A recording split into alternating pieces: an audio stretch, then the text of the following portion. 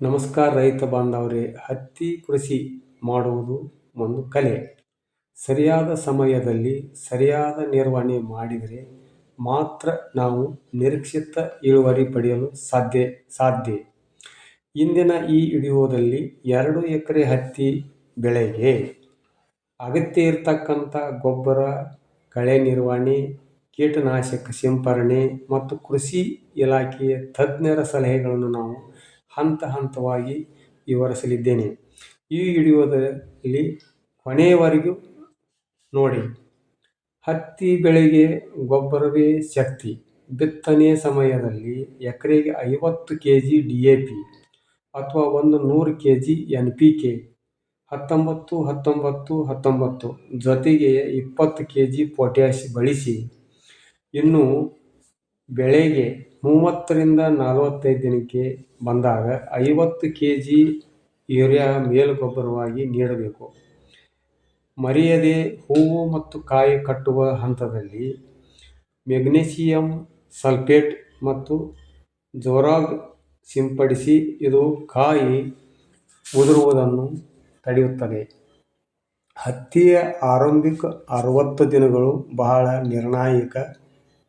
ಸಮಯದಲ್ಲಿ ಕಳೆಗಳು ಬೆಳೆಗೆ ಸಿಗುವ ಪೋಷಕಾಂಶಗಳನ್ನು ಕಸಿದುಕೊಳ್ಳುತ್ತದೆ. ಕನಿಷ್ಠ 2 ರಿಂದ 3 ಬಾರಿ ಕಳೆ ತೆಗೆಯುವುದು ಕಡ್ಡಾಯ. ಸಾಲಗಳ ಮಧ್ಯೆ ಕುಂಟಿ ಹೊಡೆಯುವುದರಿಂದ ಮಣ್ಣಿನಲ್ಲಿ ಗಾಳಿ ಆಡುತ್ತದೆ ಮತ್ತು ಗಿಡಗಳು ಹುಲುಸಾಗಿ ಬೆಳೆಯುತ್ತವೆ. ಹತ್ತಿಯಲ್ಲಿ ರಸ ಹೀರತಕ್ಕಂಥ ಕೀಟಗಳು ಮತ್ತು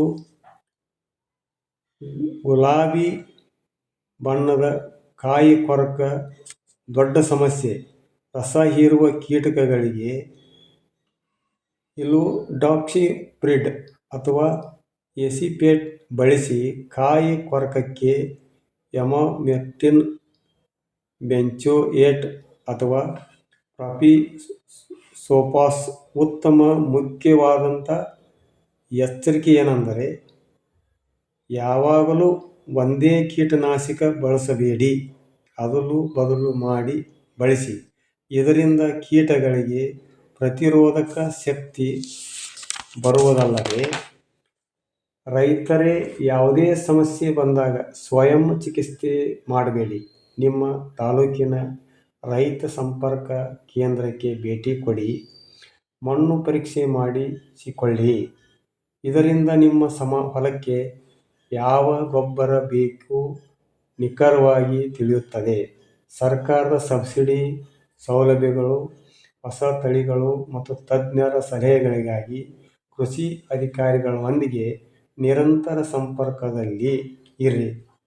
ಒಂದು ಸಣ್ಣ ಸಲಹೆ ನಿಮ್ಮ ಬೆಳೆಯನ್ನು ತಿಳಿಸಬಹುದು.